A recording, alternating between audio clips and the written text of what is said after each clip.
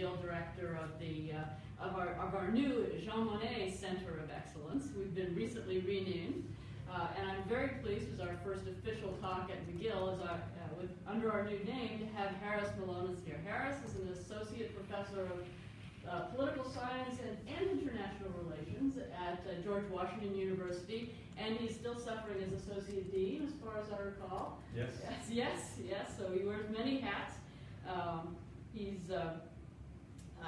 is currently working on a book project that's entitled The Strategic Logic of Diaspora Management. That's his main project now, but he is expert in a wide variety of things, and today he's going to talk about another project that he's been working on, a paper that he's been working on for quite some time, on nation-building policies in Europe's borders and on Ottoman legacies. So, Harris, thank you so much for joining us today. Thank you so much for the invitation. I'm really happy to present this work to you.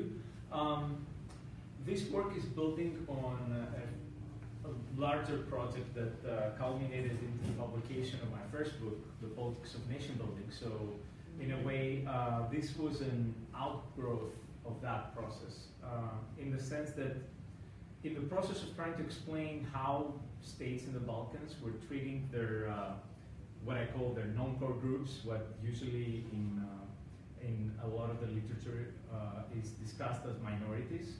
I was also looking into a competing hypothesis that was very much the hypothesis we're going to explore today. And that's the hypothesis of a very, I wouldn't call it a hypothesis, I would call it a conventional wisdom that basically nation building policies in the Balkans are very much, or can only be understood from the perspective of, oops, see, there you go, the perspective of, exactly, of Ottoman history, right? So, it's going to be kind to us, hopefully. The idea is simple, or at least some people have argued this in a simplistic manner that, of course, you're going to get violence in the Balkans, for example, because you're going to have all these people. I didn't touch it, I promise. There we go. You're going to have all these people who are going to be violent towards their the people of the other religion or the other ethnic group, for that matter. And especially in the Balkans, religion has been seen as very important and an important cleavage because of the Millet system, what we usually call the Millet system. And this is which is, in other words, a system based on religious affiliation for the governance of society. Now, we're going to get into the nitty-gritty of that, but the big picture, again, is many people try to explain the policies of states towards their non-core groups, unassimilated ethnic groups, let's say, in a country, by the ruling political elites based on this idea that the Ottoman legacy is to blame for that discriminatory behavior. So if you see a Christian, in other words, torturing or being really unfriendly to a Muslim, that's because of the Ottoman Empire. If you see a Muslim, if you reverse this logic, being really discriminatory or pursue what I call exclusionary policies towards a group of Christians, that's because of the Ottoman past. Now, ironically, the same legacy has also been used for accommodation to be explained. So, again, the legacy of the Ottoman Empire from the perspective of religious cleavages has been used to explain violent policies, but tolerance has also been explained by the same legacy. So that's already creating some problems, what we call in political science indeterminate kind of arguments. But the story there goes that people having been exposed to the Ottoman style of governance, which was of separate, segregated religious communities, and I'm going to describe all the key institutional characteristics or the main ones of the Millet system in a minute. The idea is that then the new states that emerged after the collapse of the Ottoman Empire were already familiar, and their elites were familiar and could understand a situation and pursue a policy where they respected difference, because the Ottoman Sultan and the Porte was respecting the difference of the various millets. So even accommodations, for example, in Bulgaria, the idea is that, well, we can have, some people would argue, we can accommodate the Muslim minority in Bulgaria because we have the precedent of the millet system in the Balkans. So ironically, this legacy, and I hope the irony is not lost to the viewers or to the audience here, the Ottoman legacy has been used to explain both violence and tolerance. So there's a problem there. Now, to fix ideas a little bit, what we're talking about is this area in Europe or southeastern Europe where basically at different points in time the Ottoman Empire would include different parts, as you very well know. So at the very its largest extent is depicted with this red line, but I'm primarily focusing on this part of the Ottoman Empire that also stayed with the Ottoman Empire for the longest period. For example, Albania only broke off in 1908 officially, and then actually took a long time until it actually stood on its own feet. But then, last but not least, Turkey emerged from the collapsing Ottoman Empire, right? So, or the already collapsed Ottoman Empire. So we often forget to realize that Turkey is the last state to emerge from the Ottoman Empire in 1923, in official terms at least. So all of these states somehow, and including some states that are in the news a lot more than those states, so including all of this area of the Middle East that a lot of the news coming out of, including Syria and Iraq and so on and so forth, at some point or another, they've been, and parts of them have been under Ottoman rule. So the millet system is a system that is being evoked and discussed in a whole host of conflicts and settings as either an opportunity or a hindrance to governance. And it's this legacy that I'm trying to see and trying to explore how to make sense of in this paper today. So the usual story for the Balkans, because of the tragic history of the Balkans, has mostly been depicted through carnage and the tragedy of refugee flows, right? It's very common for people today, especially because of the recent refugee and migration crisis. It's very common to make analogies between the Greek-Bulgarian exchange, voluntary exchange of 1919, or more often than not, the obligatory population exchange between Greece and Turkey after the Lausanne Treaty was signed in 1923. So this is a picture from that period, from the following the 1923 Lausanne Treaty, and this is many wagons of Christians moving towards their purported homeland. I say purported because it's unclear how many of these people actually had the really strong Greek national identity at that point. They were definitely Christian Orthodox in order to be exchanged, but as for those of you who are historians or have studied this, the way that it was decided who had to be exchanged was, the criterion was just religion. It wasn't nationality, because as you can imagine, it was really easy for someone to fake nationality. They could claim they're feeling X, Y, or Z, but it's harder to fake your religious community, because those were communities that were more or less homogeneous in their villages where they were living, so they were forced to live en masse. And that's why this was this criterion was used. For example, you can imagine a Muslim peasant that didn't want to leave their field in Western Macedonia or Greek Macedonia, in the Greek side of Eastern Macedonia. Again, Macedonia was split, as you know, in 1913 in 3 parts. One went to you, one went to us, and the other remained under the Serbs.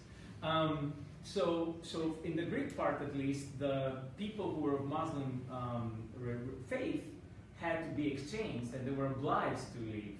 But if the nationality criterion was used, which is much more fluid, people could have claimed to feel Greek just to keep their property and remain, right?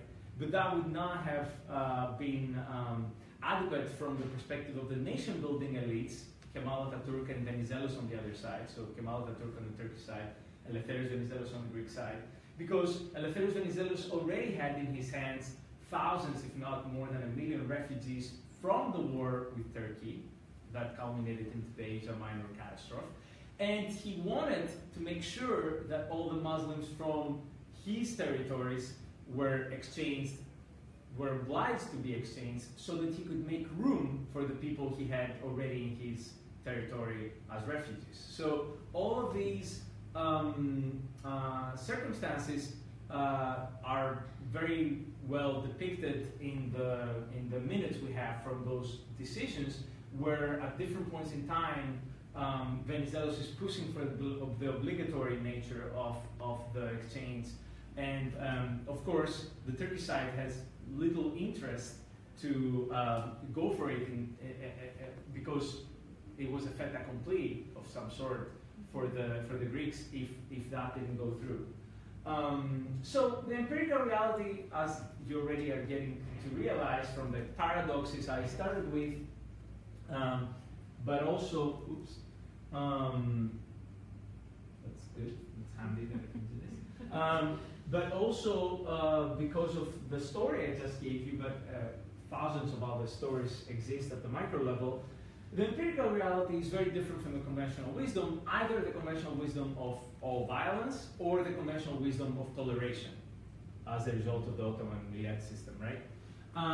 So the empirical reality and the facts are very different, and how are they different? The Ottoman legacy in the Balkans is much more differentiated, it's much more non-uniform, let's say, and as a result, of course, since the experience has been different, the effects are also different in different parts of the empire. So that sounds like an obvious point, but it has been lost to a wide variety of people, and many people who have published and, more importantly, have sold a lot more books than me. For example, Robert Kaplan, who is someone you all know probably. What? Yeah. He has published a few things, but Balkan Ghosts, most importantly, has been seen as a very important book on the Balkans. He is a very good journalist of the area, in the sense that he covered Greece for a long period. He knew the Greek case, but then he went off north and he tried to explain what was going on in the 90s through this lens of Ottoman legacy. And in a way, if you read Balkan Ghosts, and apparently the president of the time, Bill Clinton, did read it and helped him make his choices, apparently, as the introduction tells us, you get a sense of a situation where the Serbs hate the Bosniaks, at that time Muslims, or Bosnian Muslims, however you want to call them, meaning it's contested whether that term is a product of the conflict rather than it pre-existed the conflict, and to what extent people identified as such. But regardless, Muslims and Christians hate each other. That was mainly the bottom line, and that's because of ancient hatreds of some sort. But even if we move beyond the stylized facts and the romanticized stories of the Balkans, and which, by the way, I'm not trying to say that Kaplan was not capturing what many people in the Balkans themselves, simple people, believe. It's possible that he found a lot of people who told him these stories. I'm not saying he made them up. And in fact, I have met such people myself. But that doesn't mean that because people think those are the reasons that things are happening, that this is the reason why wars are happening, or why actually people are killing each other. So I'm only pushing back on the reductionist elements of these type of arguments, not the fact that phenomenologically and in people's minds, some laymen and everyday people do have these strong feelings in their minds and in their hearts, however your ontology allows you to think about humans, where they hold their... I remember former President Bush would say his gut feeling. So you can locate your feelings wherever you want, and your imagination wherever you want. So the point is, there are these stylized understandings that are predominantly violent, Then there are more academic approaches, a lot more academic approaches than Kaplan. There are people who see the Ottoman Millet system surviving in some parts of the world, like the Western Thrace Muslim minority in Greece, or in the case of Cyprus, a lot of people are seeing a lot of the solutions proposed in Cyprus as an Ottoman legacy. Similarly, in Lebanon, the situation and the constitutional structure even of Lebanon is inspired, according to many scholars, from that. So a lot of the consociationalism literature that a lot of constitutional lawyers might be interested in, for example, like you guys, comes from these understandings or beliefs that this is some sort of a continuation, and we'll see to what extent this is true. Now, last but not least, even really respected scholars who I also respect, like Valerie Downs and others, have suggested that the communist and Ottoman legacy kind of can help us understand and explain what balkanization looks like, the specificities of the Balkans, right? So in other words, even in mainstream academic circles that Juliet and I are hanging out with, and people that we respect, there is this notion that there is a specialty about the Balkans because of this Ottoman legacy, to an extent. But, as I've already alluded to, the Millet system itself was not uniformly applied. We very well know that it was very different to live in Wallachia or in Montenegro, and it was very different to live in what is today Bulgaria, in that territory, which was much closer to Istanbul, and it was very different to live at the outskirts of the empire, in parts where the Sultan had incentives to assimilate the population, to encourage conversion, like places like Albania have a lot more conversion because the Ottoman Empire was seeing those territories as the buffer zones that they needed in order to keep the territories, the rest of the territories intact. So while you could afford to have the Millet system closer to the heart of the empire, at the outskirts you needed to go with some form of conversion and also surgun, basically internal displacement, if you want, or internal colonialism, where you would get people from Konya or whatever and move them to the outskirts of the empire to make sure that the ethnic demography will keep the border safe, right? So that means that the system was not uniformly applied, which means that we should expect different impacts of that system in different parts of the empire. More importantly, from our perspective, because today I'm going to try to focus in an argument that builds on, let's say we have this constant, that the Millet system was applied in this ideal typical sense that I'm going to describe in the region I was talking about, I will talk to you about. Even then, the legacy is more visible in some parts of the Balkans than others. So in other words, in some parts of the Balkans we can see the difficulties that the governments are having to change the way as a place is governed, while in other parts there's no visible mark that the Ottomans ever ruled there. In other words, let's say the Swiss code has taken over, or I don't know, Napoleonic code has taken over. In other words, nowhere to be found in the constitutional order of the place can we find any remnants of these good old times or good bad or bad old times, however you see it, tolerance or violence in terms of what's the legacy. So, from all this introduction, what I think we can justifiably say is that there is a good enough research question coming out, which is what accounts for the preservation of Ottoman-style institutions with respect to some Balkan non-core groups and not others. So why do we see these visible features of the Millet system being preserved for some groups but not others?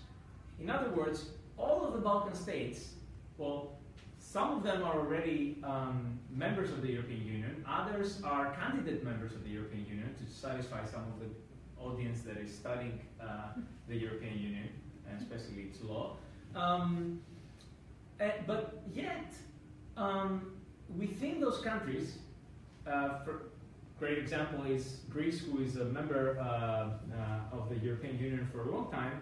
It has still remnants and features of the Millet system applied to the Muslim minority of Western Thrace to this day. So how can we make sense of the fact that for some groups these special features have been preserved, but for others they haven't, right? And from a social science point of view, and maybe even from a legal point of view or a policy point of view, this should be puzzling. Because from an epistemological point of view, a legacy, at least in the way I'm describing it, is something that you can't change because of what you have inherited from the past.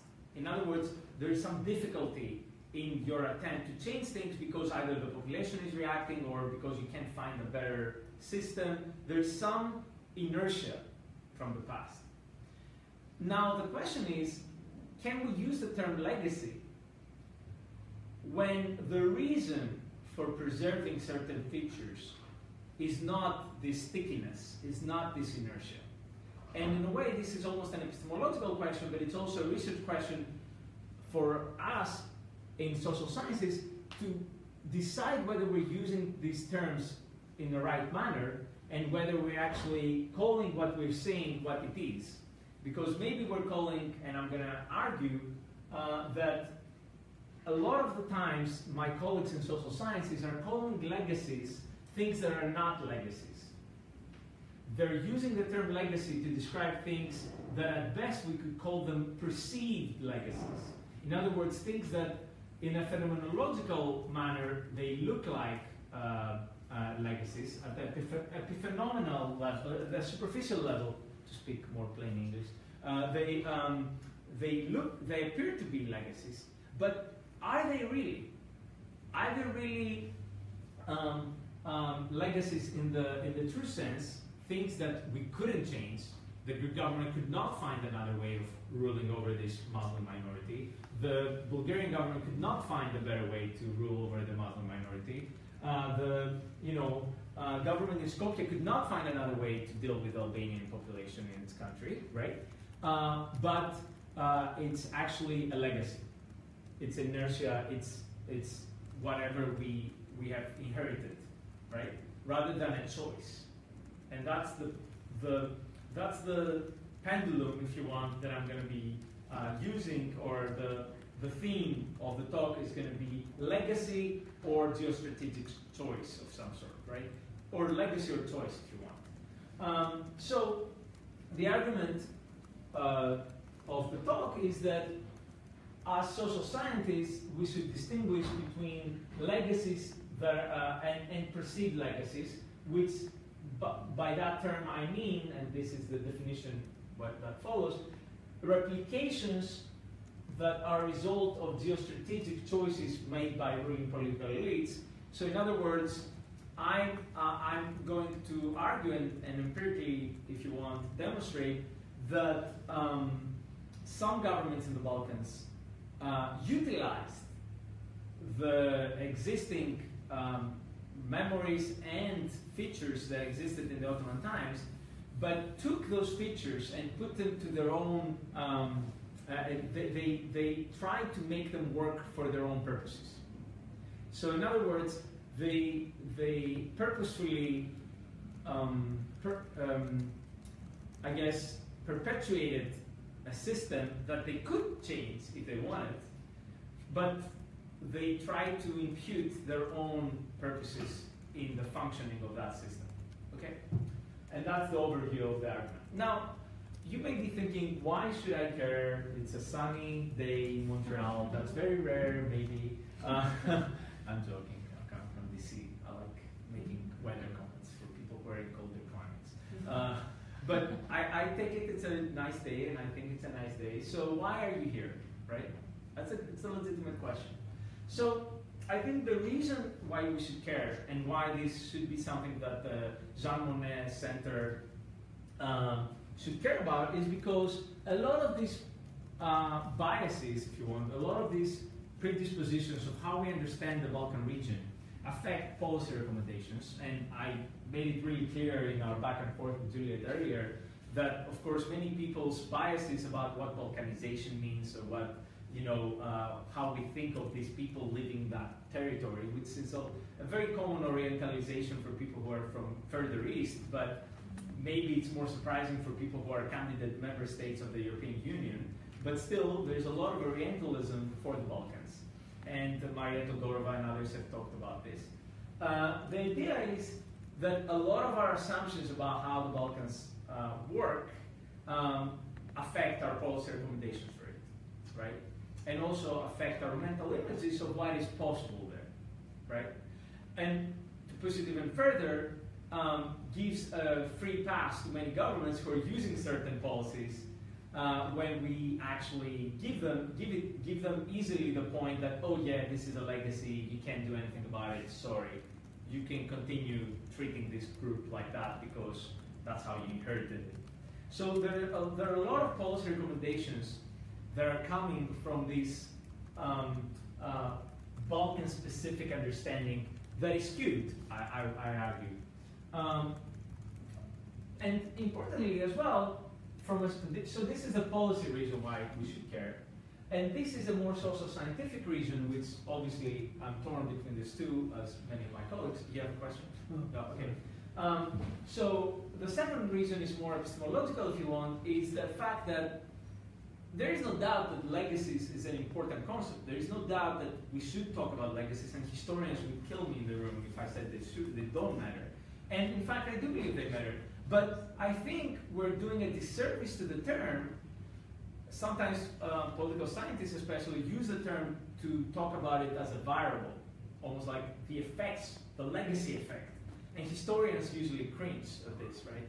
And rightly so, I think. So one thing is to rehabilitate kind of the epistemological foundation of a term like the term legacy, but also, and to stop some of my colleagues at least from using it as something that has an effect, that is like a variable like GDP per capita has an effect on the likelihood of having a civil war next year in some country, right?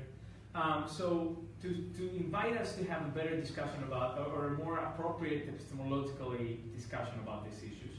But importantly also, to talk about the conditions under which what we're observing is actually more likely to be a legacy and not a replication. And that even historians sometimes are not as careful at distinguishing between something that appears to be a legacy but might be a geostrategic choice of a country or of a group of elites. And just because it so perfectly fits the characteristics that were existing in time 0 or time -1, and because it's preserved in time 0 or time +1, we easily fall in the trap, not just historians but political scientists more often, because historians usually can make that adjudication if they're specialists of an area, but political scientists that are just coding a case more easily fall in the trap, oh, it looks like it, so it must be a continuation, right, when they're coding things like that. And I'll come to this in a minute with a table that illustrates this situation. Finally, going back to the policy world, once we know what is a legacy and what is not, what is a perceived legacy and what is an actual legacy, if you want, then we can rehabilitate the nuances of this Balkan-specific perspective and unpack this and stop using this term as if it's an undifferentiated whole, like the Balkans is a black hole and it's treated as a thing.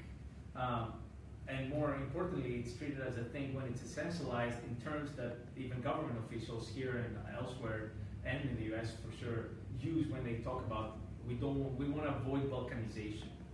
What does this mean? I don't know, but they clearly know. So that's another thing that I think this type of work can undo, but also try to get better policy recommendations, because when we know, when we're truly dealing with a legacy, in other words, with something that is really sticky and it's hard to change, then the policy recommendations should be taking into account the fact that there is a sticky situation somewhere. But when we're dealing with a government choice to replicate a legacy just because it suits its purposes, it's super important for someone in Brussels at DG enlargement or so, whatever, to know that this is the case. Because when they know that, they know that they just need to put more pressure on the government, or to alleviate the fears of the government for choosing that geostrategic replication strategy, and that way they could give incentives to that government to undo this legacy, in quotation marks. Okay? So I think now that you're all convinced, thoroughly convinced about why you should care, I'm gonna give you the 4 varieties that I found in the literature of how people have approached legacy claims in the Balkans in particular. So the first one is a group of scholars who don't even want to talk about Ottoman legacy. They, in the sense that they think that even talking about this essentializes the category. Maria Todorova is one of them. Although she does discuss legacies, she would often tell you that this thing, the Ottoman legacy, is discussed as a thing, so even discussing it as such basically obscures the nuances and the importance of how we should approach the topic. Not to say that there are no legacies, but treating it as a thing is the problem. A second group of scholars, so in a way, we could even say that this is beyond an empirical study. It's a point that is more a theoretical point. The second group of scholars suggests that they make what we could call the minimalist claim of legacies in the Balkans. That maybe what we could say is that the salience of religion over any other marker in the Balkans, the salience of religion over any other marker in the Balkans is a legacy is an Ottoman legacy, and that's where they put down their arms, right? That's where they rest their case. So at the very least, we could say, these scholars say, that at the very least, the salience of religion is a product or is a byproduct or inertia from the Ottoman times. And to an extent, this may sound as a very basic point. To an extent, I think it's hard to debate against this point. There is definitely a very important role for religion in the Balkan states in their founding moments. We can see that recruitment patterns for wars of independence followed such religious patterns, but there are also important exceptions. So we can push back against this type of scholars because we do find, for example, in the Albanian case is the most obvious case, where you can have Albanian nationalism equally strong in the hearts of Catholic, Christian Orthodox, or Muslim, Bektashi, Albanian-speaking, or Albanian consciousness people, right? So that already flies in the face of people who say that the religious cleavage is impossible to overcome because of the Ottoman legacy. Well, guess what? A whole Albanian nationalism was created on the basis of national consciousness and common language, defying the religious cleavage, and by the way, it's in the Balkans. Okay, so most people don't want to think of that exception. The third group of scholars, and I realized I'm taking too long, I'm sorry. The third group of scholars is arguing that, and I call this the strong claim, is that the claim that basically wherever we find features and institutional forms of accommodation of religious, especially difference, religiously defined groups, that is a continuation of the Millet system. And there are plenty of scholars, many of them come from the Turkish academia, but I don't think that this is necessarily systematic. There are also Serbs and others who have written on this. The idea is that they try to explain, historians and political scientists alike, they try to explain these outliers, these special cases, like the Western Thrace Muslims that I mentioned in Greece, through the Empire, okay? And this is the strongest claim made in favor of the conventional wisdom that I talked about, for example, in the version of toleration. So that would be the claim for toleration. And finally, there are scholars who are, in a very sophisticated manner, discuss the methodological issues like how can we talk about causality, like Dan Slater and Erika Simmons have a piece on critical antecedents. So the idea here is that the Millet system, at the very least or at most, depending how you say it, has operated as a very critical antecedent. So it was a very important thing in the sense that it affected the mentality and the understanding of people that were ruling elites of the new states that were formed in the Balkans, but it doesn't have a clear causal effect in the X causes Y kind of variety, but it's more like a necessary but not sufficient condition for a next step or for a policy. So it's something that we need to know about, but it's not necessarily going to make a prediction on its own. It's not going to have an effect, as in quotation marks, as we would put it. Okay? Now, I'm not necessarily going to argue in favor or against on any of these, but I'm going to propose something that I think cuts across all of these. And to do that, what I did in the paper is I tried to evaluate whether nation-building policies in the Balkans could be explained through an Ottoman legacy. And if somebody reads my first book, The Politics of Nation Building, it's clear that this argument cannot explain the variation because you would have very few predictions and very little variation. Instead, what we see was tremendous variation. So it was easy to test it, so I didn't test it statistically. It would be an easy kind of null hypothesis there to test. But in this paper, I'm trying to test it in a more, I guess, qualitative manner in order to show what else is being hidden behind this argument. So even when empirical evidence abounds, the question is how different should the nation-building policies be from Ottoman Millet system in order to consider them new? In other words, some of these previous claims are so omnipresent and make predictions that are so basic. Yeah, of course, religion matters. But how can I make predictions about how someone will be treated on the basis of their religion if what you're telling me and your claim is such a minimalist claim, religion will be salient? Okay, religion can be salient and you can try to kill people. Religion can be salient and you can give them their own, religious institutions. Religion can be salient and you can try to assimilate them by converting them. So religion can be salient or will be more salient as a cleavage or as a division in society. Doesn't tell us anything about how the people that have that marker or carry that difference will be treated.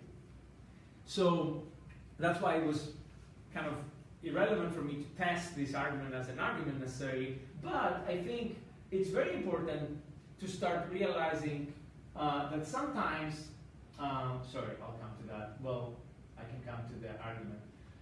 It's very important to realize that sometimes these features, as I previewed my argument earlier, sometimes these features may persist not so much as a legacy but as a replication. And that's where I think the hardest part empirically comes. Empirically, and that's why I was calling for an empirical strategy of studying these legacies much more closely. Empirically, from an observational point of view, something could look like a legacy, but in fact, when you dig deeper in the archives, as many historians do, you start realizing that the elites between themselves have been talking about these policies as a replication. In other words, they say, oh, gee, wouldn't it be great if we can keep at the superficial level all these same terms, but we're going to be appointing the imam, let's say, we're going to be appointing the council leaders instead of the sultan, and we're going to be keeping the superficial, the cell of all of this the same, but the content will be the puppeteers, right? And that is a way to appear as if nothing has changed, but everything from the perspective of the population being ruled has changed, right? And that's something that is really hard to capture from a, superficial correspondence of this looks the same, thus it's a legacy, right? And what the challenge, though, is to identify when these conditions are the reason for the preservation. These antecedent conditions are the reason in the sense of hindrances or inertia or stickiness for the preservation of an institution, or if this is a new choice. And thankfully, in many internal debates of the governments and confidential reports, we can find such discussions, but not for all the cases, and that's where the problem begins. So, last slide, because I don't want to bore you with more empirics. This is a table I put together inspired by Wittenberg's table that he published recently in 2015. He published a similar table on communist and post-communist legacies, where he was trying to make similar points about what is a legacy, what's not, but he wasn't discussing this extra point I'm making about what is a legacy and what is a perceived legacy or a replication. So the first step is to realize that there are some features. Let's say this is the feature of having local justice adjudicated by a local religious leader. Let's say that's one of the features of the Millet system that I jumped over here. So the Millet system, again, to fix ideas, non-territorial confessional communities, varying degrees of autonomy in terms of justice and local affairs. Each religious leader of the various communities was the head of the community, the Millet Bashi, reporting directly to the Sultan. Okay? So that gives you a sense of some basic features. Now again, these vary tremendously across group and over time and across region. That's why I'm saying this is bogus to treat the Balkans as one. But these are some general institutional features that were served by a wide swath of groups for a long period of time. Now, going back to this table, let's say this is the feature of the Millet Bashi. Okay? Well, this can be, but let's say this is it. So this, we can say this feature was only Ottoman if it didn't exist in the pre-Ottoman period and it didn't carry on in the post-Ottoman period, right? So if that's the case, then we could say that this is a unique feature of the Ottoman period. So some of the features that we're talking about, each one of them could be categorized as a pre-Ottoman feature that didn't go, if there is a pre-Ottoman feature that you know of, if you're a pre-Ottoman historian, you would know a lot of those Byzantine type of features of governance. They died out, let's say, in the Ottoman Empire. That means they were uniquely Byzantine, let's say, okay? There are similarly uniquely Ottoman features. Like, let's say, the Millet Bashi was a uniquely Ottoman feature. Then there might be uniquely post-Ottoman features. Let's say the League of Nations, minority protections under the League of Nations, which was the prototype, I guess, or the proto-United Nations kind of attempt. So the League of Nations, let's say, minority protection system could be as a uniquely post-Ottoman feature. Then, if we move down, you can start having pre-post-Ottoman basically possibilities. You start having this means that this feature traveled from pre-Ottoman to Ottoman, but it's unclear whether it's a legacy. And that's where my contribution from this paper starts becoming relevant. In what sense? This feature could have survived from the Byzantine times as a replication or as a true legacy, as actual institutional inertia or as a loan, not with different reasoning behind it, right? Similarly, if we go closer to some of the more traditional arguments, you can have all of these, you see, I start calling them potential legacies for today's world, because all of these three, regardless of how they're made up of, because as you can see here, this didn't exist in pre-Ottoman times, this didn't exist in Ottoman times, but they all end up with some type of an effect, or sorry, I shouldn't use this term, some type of an institutional feature continuation, let's say, in our times, but it's unclear whether there are true legacies or replications. This goes for all three of those. So when I used to have this conversation with Jason Wittenberg, again, his point was more to categorize different types of legacies and what is not a legacy, right? But for me, even what often is seen as a potential legacy, then we need to do a lot more archival research to see whether this is a legacy as a result of, you know, the usual stickiness of institutions or difficulty of changing things, or as a result of choice. On top of that, we could break down, of course, the Ottoman period infinitely into, you know, the pre-Tanzimat reform, post-Tanzimat reform. Here you can break down, you know, before the, you know, X-Crusade and after that, you know, you could do a lot of those combinations. This is just stylized table. So I'll stop here because I've been going on for a long time, but I hope now you're all full of questions. Thanks very much.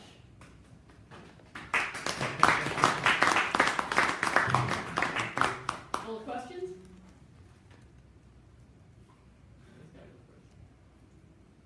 It was theory heavy, so yeah. Yeah, it was theory heavy. Yeah. So can you give us some examples? Yeah. Yeah, imagine if I tried to fit in examples in here, yeah. Now you've given him the intro to the second half of the talk. Yeah, exactly. So, the main example I'm exploring, and thank you for this question because it gives me finally the opportunity after an hour and 10 minutes or so or no, it's 40 minutes, yeah. 45. Yeah, okay, so good. So I'm not too long, yeah, okay. So basically the main case that I'm dealing with in the paper, and you know, feel free to give me feedback if you think that's the appropriate case. So what I try to do empirically in the paper, after I discuss all this, I say, look, the best case to test this, the crucial test if you want, would be to take the case that everybody is using for the strong argument, the claim that there is continuation, right?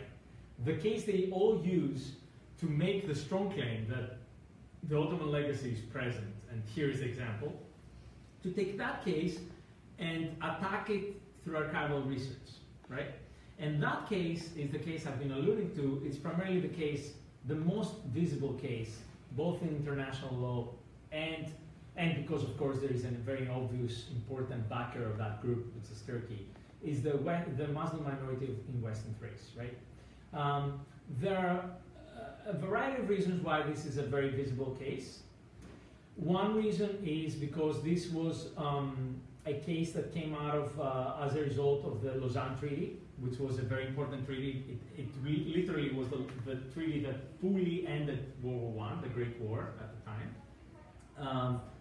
And from that perspective, this was a group that was left there as a result of the bargaining between the Greek and the Turkish side, where the Greek side wanted to keep the patriarchate of the Orthodox faith in Istanbul, and at the same time wanted to preserve 100,000 strong Greek Orthodox minority in Istanbul because of the property and the wealth and the businesses that they had. It was unthinkable from the perspective of Prime Minister Venizelos at the time that both the patriarchate and this vibrant community would be moved. I should also remind to whoever doesn't know, really Kemal Atatürk didn't have full control of Istanbul at the time of the signing of the Lausanne Treaty.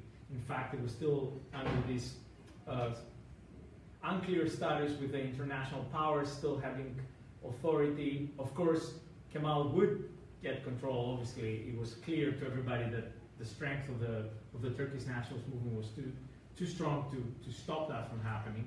But there was still some fluidity in the air. So it was still seeming possible or appearing possible for this community to survive and the patriarchate to survive. Now, this has proven less feasible in what followed, in the sense that the Muslim minority that was preserved in Western Thrace and the Greek side of the border if you want, balance the Greek minority that remained in Istanbul, very soon became clear that it would not be an equilibrium. In other words, that both countries were motivated by nationalist ideologies, despite the fact that they had some really good diplomatic relations for some periods. I saw in the empirical section that during the good times, even the Greek government is ready to even speak about a Turkish minority, which it no longer does, but for periods of time when the relationship between Greece and Turkey was good, the word Turkish was used to describe the minority, while even the Lausanne Treaty itself speaks about the Muslim minority. But the Greek government recognized the Turkish minority at different points in time because of diplomatic reasons, and that's part of what my argument is in the first book, is that bilateral relations have a lot to do with how you treat the groups that are externally backed by that other power. So following though, especially when the Cyprus issue started exploding in the late 50s and early 60s, the two groups started being used as hostages of each other, of each country, right? They started becoming bargaining chips. So as a result, the policies started becoming more violent at different points in time, with the culmination of the Greek, well, this ended up in a situation where the Greeks left en masse from Turkey, the last minority. But on the other side, what happened is that the Muslim minority in Thrace was left as a remnant of the past, and the policy was one of underdevelopment so that they would live on their own, right? But that was only made possible because of the continuation of the Millet system, which basically meant that Sharia law continued being practiced. There was basically there were no high schools until very late. All sorts of things that were real and present in the pre-Ottoman times were preserved from perspective, you know, with the discourse, if you want, of we're preserving what existed, but in fact was serving new purposes. And we find it over and over again. What should we do there? We should preserve this, but we should appoint these people now, since they're not appointed by the port. There is no port. The Sultan, you know, no longer has legitimacy. The caliphate was abolished in Turkey. But so the other example, for example, that we find in the archives is that there is discussions. Oh, Kemal just passed Latin alphabet in Turkey. What do we do? Oh, we keep the Arabic script, of course, because we want to sever the ties between the new nationalism of Turkey from the Ottomanism of these folks that we see as Muslims but not as Turks, right? So there's countless examples of discussions of how can we differentiate and distance this population from this new emerging Turkish nationalism in Turkey. And most of the times the answer was, let's keep the Ottoman institutions as intact as possible. Is that making... So you would call this legacy or replication? I would call this, or I call this a replication. That's my main argument. People have called this a legacy. And the distinction is just the reasoning, the motivation. And I think, well, this has to do with how you define legacies, not you, but one. And the way that Stinko and Wittenberg and others have defined it is, the idea is that usually, although it's not an effect, right, and you agree with that it's not like a causal effect, a legacy is not a causal effect in the traditional X causes Y type of sense, there is definitely, in every definition that I've seen, there is the idea of stickiness, of something that is hard to change. There is a continuation idea, right? It's not just a perception of a legacy. Many people use the term legacy either as a perception, because it looks similar, or as a causal effect, assuming the motivation and the reasoning, which often is true, and it's there, right? The reasoning might be, we can't do otherwise, or it can be, let's do it because it's to our benefit. And that's the distinction that I'm trying to draw. And it's hard to draw without empirical evidence, of course. And it's a distinction with respect to lawmakers. With respect to the populations, they're totally, experiencing this. totally right. Yeah, it's a top-bottom distinction. But I mean, my work has focused maybe too much, but it has been focused for at least a decade on how state elites think. That doesn't mean that this is always understood the same way by the subjects, but I think it's super important to know how elites think. That doesn't mean I don't think it's unimportant to think how subjects to these rules think. But that's what this project is about. Yeah. So. Yeah. So do you have some comparative cases where you find something that you would call a legacy? Because this is, I'm having to do the counterfactual here. How do you know, so if the elites decide to do this replication, how do you know that it wouldn't have been very hard for them to make these changes if there wasn't a lot of support on the ground for the continuation of these particular institutions? So in a way, you're asking two questions. Yeah. Because one is really easy to answer, the other is not. Okay. So I'll start with the one that is easy to answer because that's more rewarding. Okay. The way we can know, how easy it is for them or not, right, to change something is if we have cases that are comparable within the same country, and at the same time, they keep it for the Muslims in Western Thrace, but they don't do the same for the Muslims in, southern Greece. And we do have such cases. So there are some other groups that are getting exempt from the exchange because they're not seen as Turkic origin. So Albanian-speaking, for example, Muslims are excluded from the exchange because the Turkish side says, oh, we're not going to accept Albanians or Roma people. These are Muslims, but they're not Turks, right? So there are some special parts. If somebody reads the treaty carefully, they will see there are many exceptions. And a colleague of mine, Christine Fabi from Harvard, has written a whole paper on these exceptions and what do they, show for, what can they help us understand about the logic of Turkish nationalism at the time.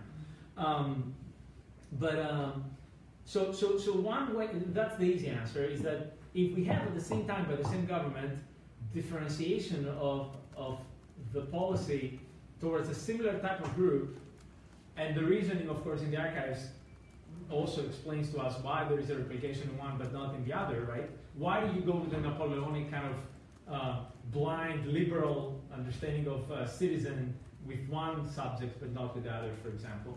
I think that's good enough of a test. Now, the other thing you asked, I think, if I understand correctly, is how do we know that something is truly a legacy? And I think, in this paper I say this is up to the people who make that claim to show. I'm here to, it's beyond the paper, I'm going to answer, but beyond the paper. But this is part of my question, like, do you think there is such a thing as a legacy? Because in some of this conversation, I'm starting to believe that you don't. So exactly. This paper has been motivated by.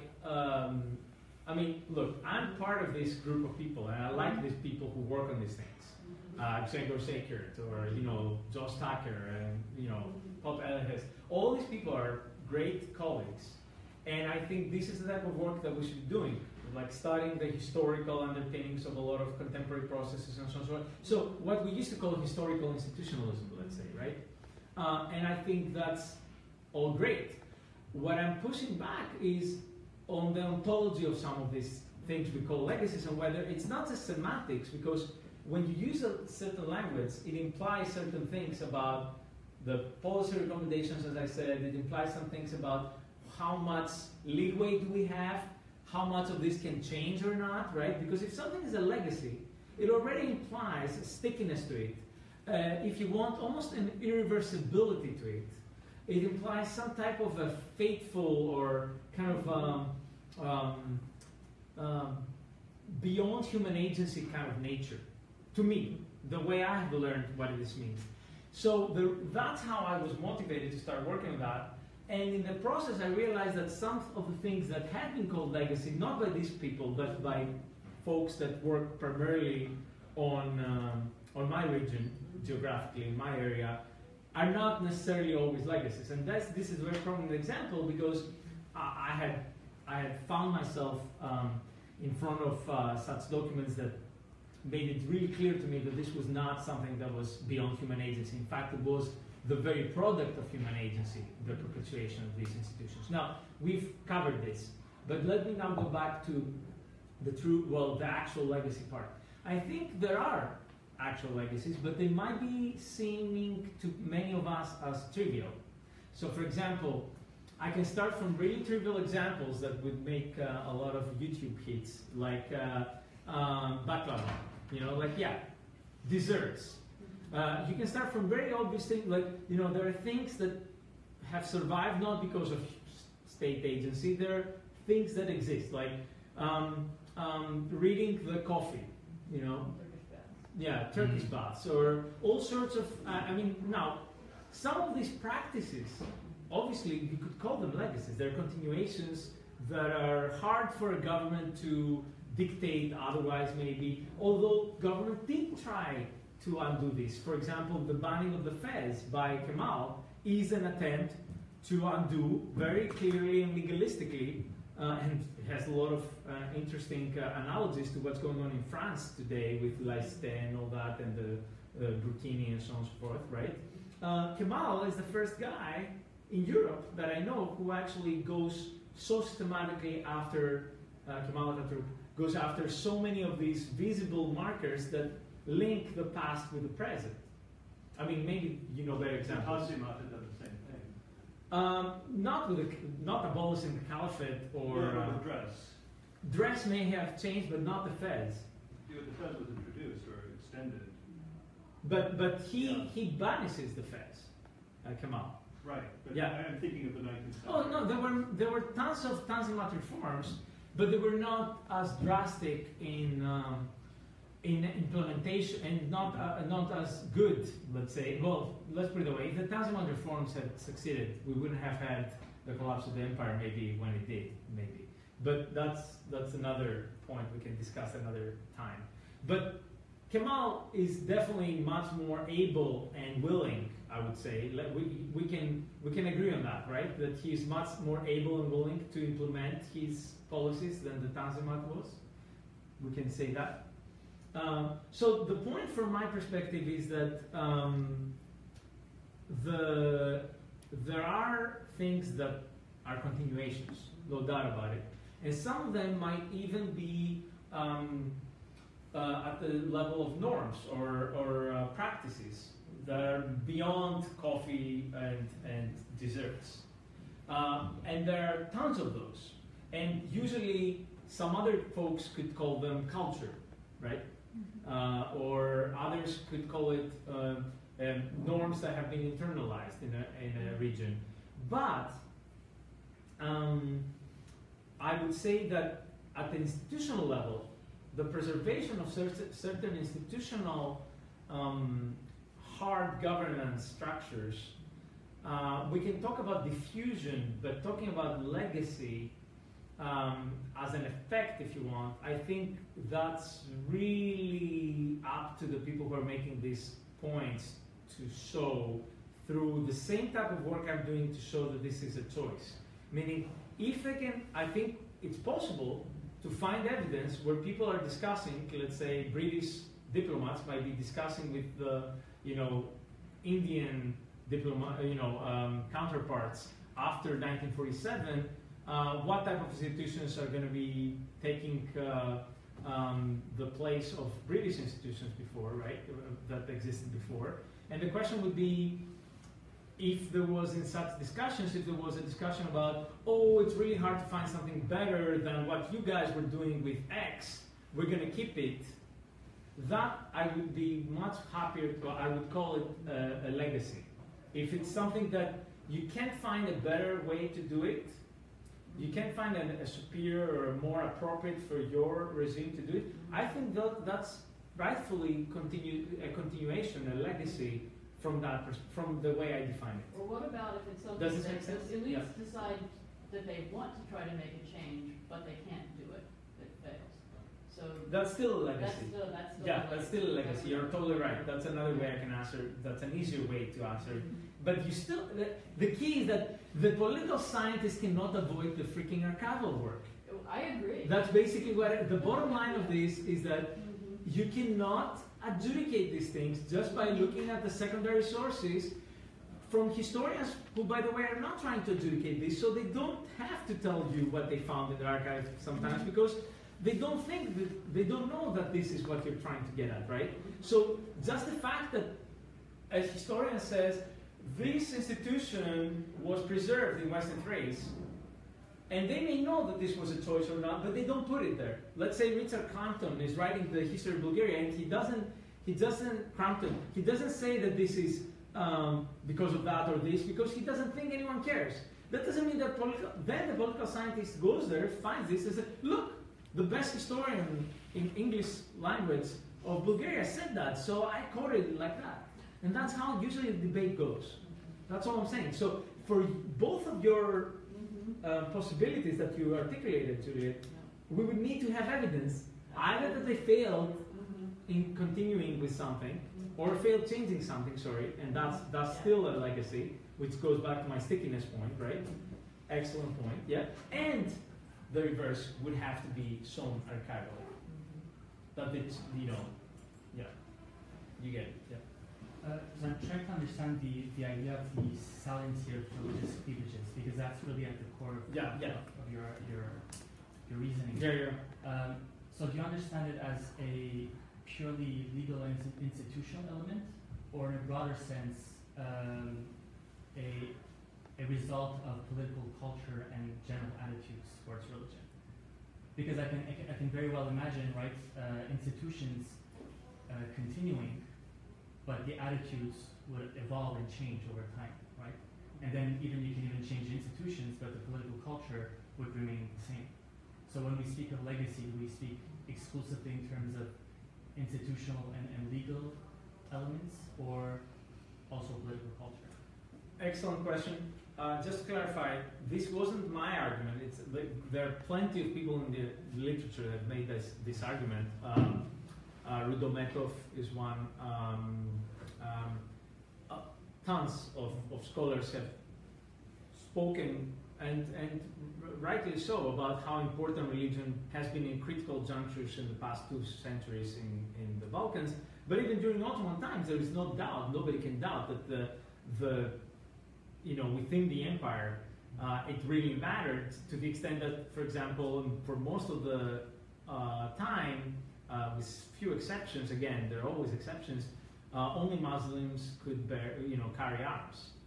So even just this very fact, it shows you how consequential religion was. So religion was consequential because of the institutional structure that made it consequential and important, right, and salient. Similarly,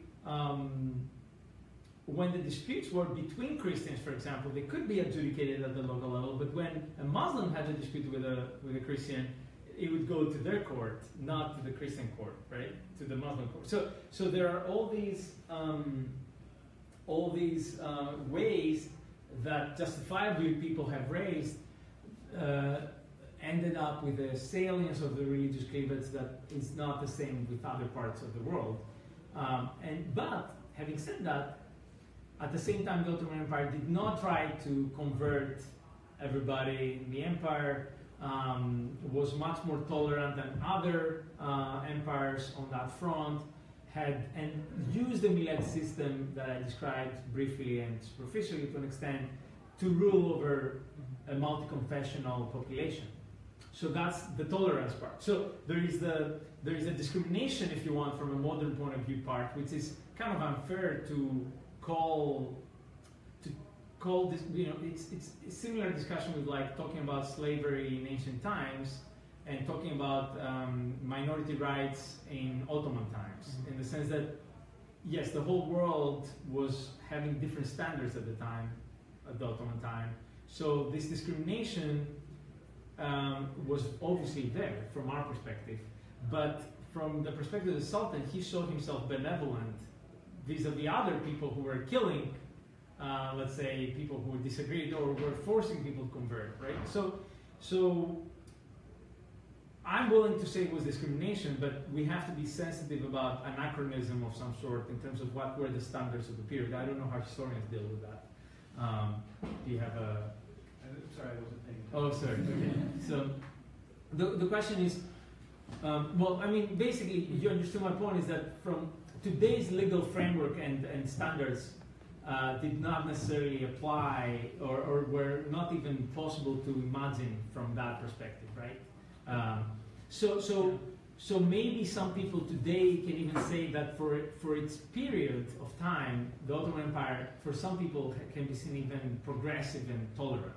Mm-hmm. Now, of course, that doesn't mean there were not massive discrimination cases, and of course, towards the end of it, it led all the way to genocide. So of course, the Ottoman Empire has culminated into really exclusionary policies. But for centuries, the modus operandi was one of live and let live, with, of course, primacy of the Muslim people, right? So it's a weird combination of tolerance, but with a clear hierarchy of who is superior within the polity than the rest. Mm-hmm.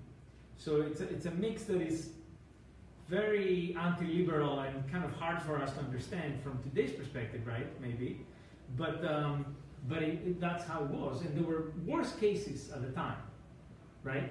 In other words, the Greek-speaking Christians were not slaves like other people were slaves in other parts of the world at the time, right? Similarly, they could rise in the ranks in certain professions. They could become merchants. So could the Jews. So could the Armenians. They could become dragomans. They could be translators, grand translators, and which basically meant the highest form of diplomats for the Sultan, right? So all these things were possible. While at the same time, they were also second-class citizens, which is kind of a contradiction. Or Greek-speaking Orthodox Christians would be sent in Moldavia and Wallachia in the Dunab principalities to rule over Romanian or Vlach-speaking people, and they were not even Muslim towards the 18th, 19th century. 17th, 18th century. Very different from the experience of colonization and slavery in other parts of the world. So I'm not saying it was a great regime, right? But at the same time, there is this mentality in the Balkan states to portray that period as the Dark Ages, but it wasn't as dark for everybody in that, and there was more mobility than we like to talk about. Mm-hmm. Of course, again, for some elites, most people were peasants. They were paying really harsh tax. There were a lot of abuse of power. There was a lot of discrimination. So it's a mixed picture, but one that lasted for a long time. So it was successful to some extent in the sense that it lasted for a long time. Some of these features so to give you an example, in northern Greece, for decades we were using the Ottoman land registry because we just didn't have a better one. So that's a legacy, in the sense, going back to an example, that's all they had. Like that was, so if you had to adjudicate disputes of, that's what they had. They didn't have another registry. So there are things that are utilized, right, for practical purposes, consciously, yeah. And those I would still consider legacies, not perceived legacies, right? Not replications, because those are truly things that you can't do without, right? They're sticky and you can't avoid them, in other words. Yeah, Virginia. Yeah, well, it's just maybe to push you a little bit further on that. It's just, to me, I see your point, and I think theoretically it makes a great sense.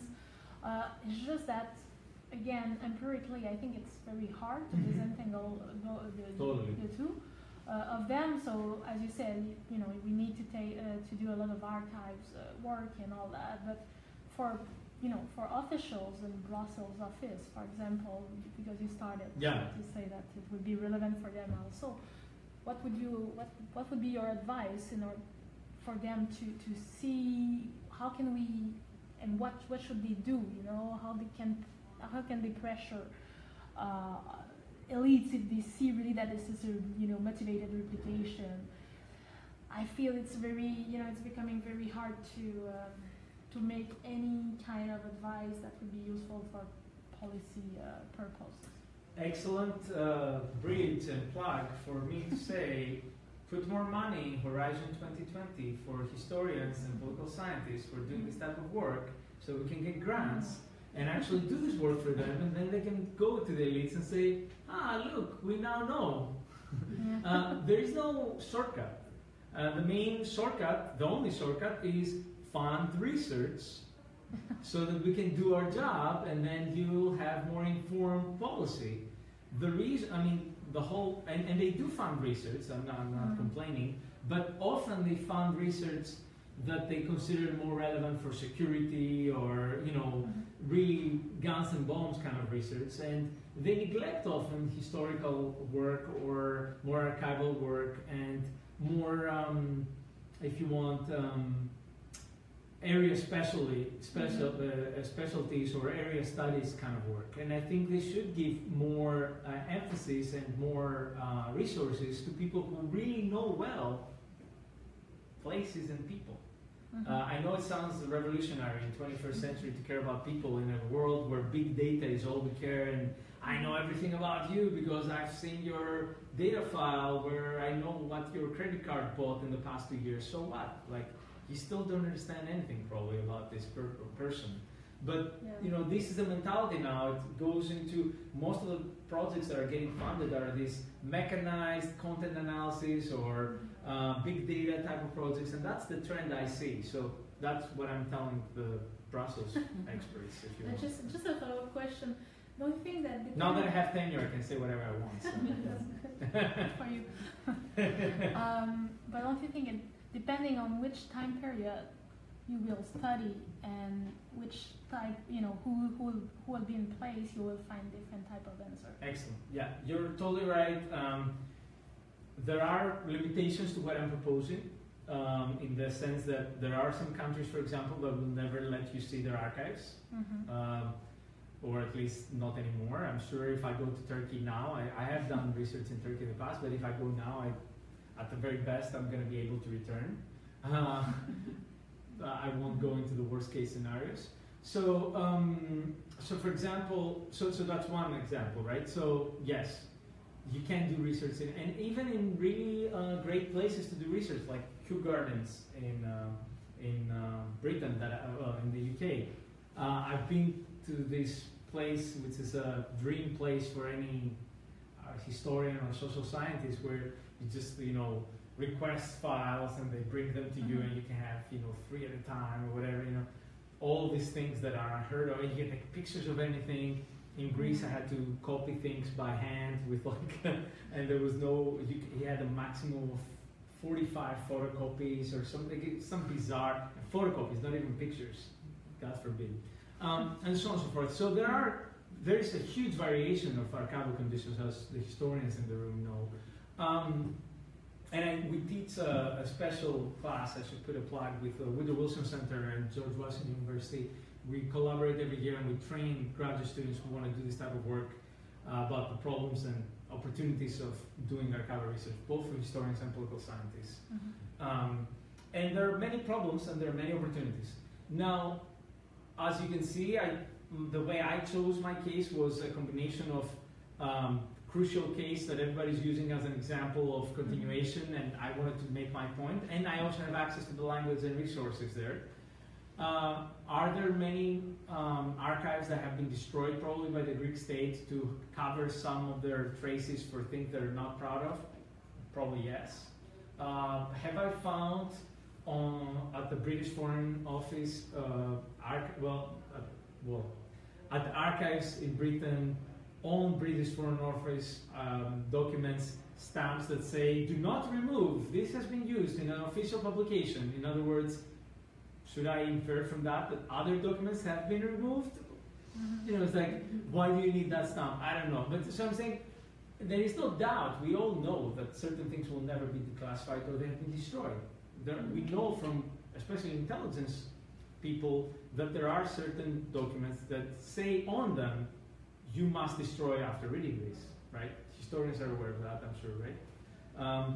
So in that sense, that's a known fact for historians, that we never know everything that we'd like to know, right? But at the same time, that doesn't mean that because you have that easy excuse, not you, anyone, that then you do no archival research because, that there might be so many things that are not there. Well, at least look at the things that are there and triangulate. Go to the other archive. Then oftentimes, what you cannot find in the US archive, you might find in a Soviet archive, or you might find it in a Chinese archive. Because oftentimes, they want to keep the document that the other side doesn't want to keep. And you can play them against each other anyway, right? Yeah, we have time for I had a question. Yeah. Speaking towards the Greek experience, because in the region, I don't think any nation, to my knowledge, has had a massive population exchange as Greece and Turkey did. Not as big, no. Right. So going back to what you're alluding to about the systems and legacy, or is it something that is either sourced from, maybe inspired by, but not necessarily a legacy? Do those people come with a tag? So let's say they got diverse populations from different parts of Turkey, right? If you look, you'll find from central Turkey, northern to Black Sea Turkey, the Aegean coast and all that. And all these people are now being reaccommodated in a new territory. All those people are used to having a millet system, autocephalous, like you alluded to before. Now, did you think by matter of convenience, did they adopt a system of governance that these people know well? Okay, these people are used to that, so we're going to do that. And then it just permeated in the national consciousness and culture? Excellent point. Actually, this is a great way to answer Juliet's question in two more ways and strengthen the paper. It's good you're recording because now I will remember. I'm keeping notes now. Excellent point. That's yet another proof, in a way, that the legacy argument, at least in this case, of a competent and a strong government, at least with a big backer, kind of like the Great Britain was at the time for Greece. They obviously treated these refugees in a completely uniform way in the sense of governance, which meant that they could do it for the indigenous population as well. And there was no, and in fact, the treaty said, but it also reminds me that I should bring up that the Treaty of Lausanne said that you had, both countries had to respect, of course, the minorities, right? But that didn't go into the nitty-gritty, going back to the discussion we had with my historian colleague earlier. So, for example, the best example is that Turkey, of course, wouldn't care. So, in the paper, it's a pity that you haven't read the paper, but in the paper I saw that the Turkish foreign minister was sending letter after letter to the Greek government asking for the Muslim minority in Western Thrace to be treated exactly the same as the Greek citizens. And of course, from a minority rights perspective, League of Nations perspective, you would expect them to say that they, as a guarantor power of this minority, should be asking for minority rights, special minority rights. Instead, they're sending letters in the early 30s saying, please use the same Swiss code you're using for the rest for our people. We don't, because Kemalist Turkey at the time was trying to also modernize, and they wanted the same kind of thing for to be in sync. And it goes back to the point I raised about the Latin alphabet versus the Arabic. So that's another example, right, for us to show how this discrepancy was not an inability, but rather a choice, right? So that's one half of your question. The other half, of course, though, there were important differences, and most important difference was not the location they were coming from. From the Greek government's perspective, again, for them maybe it was, going back to your distinction between what I'm focusing on. I'm focusing on how the government saw it. because that's all I know from the archives. I would have to be more anthropologically motivated to know the other side. And there are, René Hirschon and others have written great works on the subjective perspective. Mostly anthropologists, though, have done that. There, the biggest difference from the perspective of the government was, are they Greek-speaking at all, or are they Turkish-speaking? A lot of the people who were, and most people don't know that, but the obligatory population exchange, because it has religion as the main marker, it ended up bringing a lot of people who had even no knowledge of Greek whatsoever. On the basis of their religious affiliation, their Orthodox Christian affiliation, they brought them over to Greece, and they started being called by locals, now we're going into the subjective experience, as Turkospori, which basically means Turkish seed.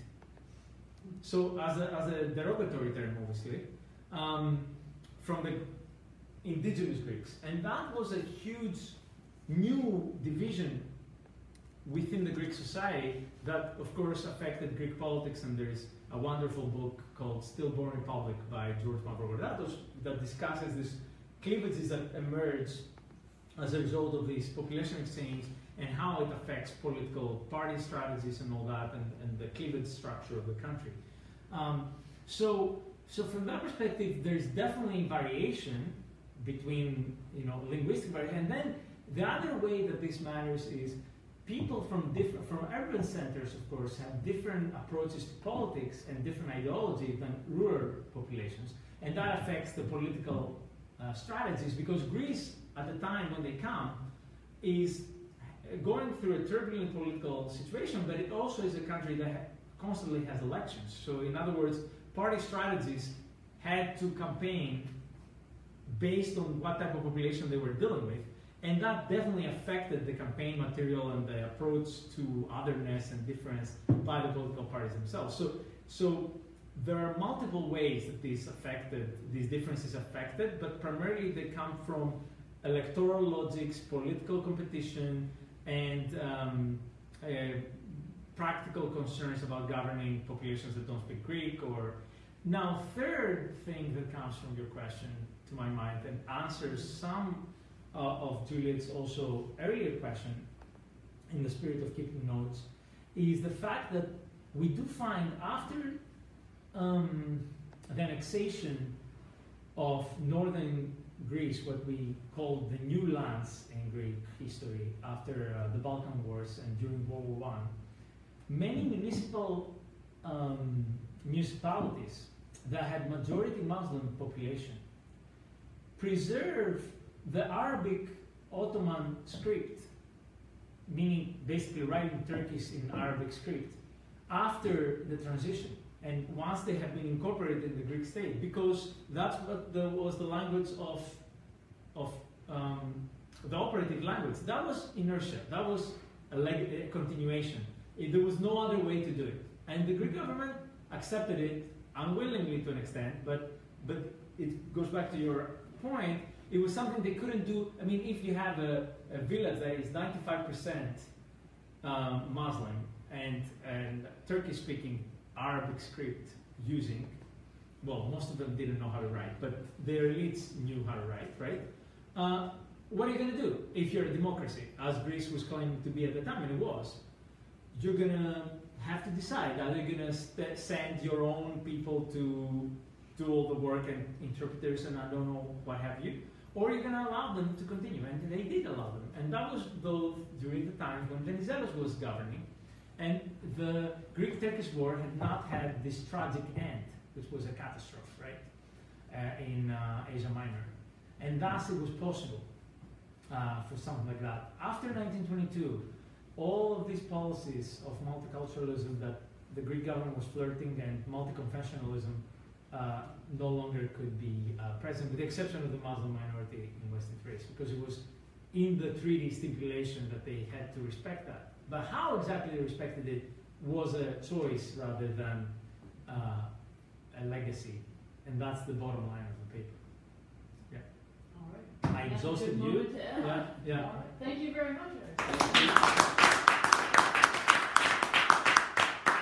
hope you enjoyed it. Thank you.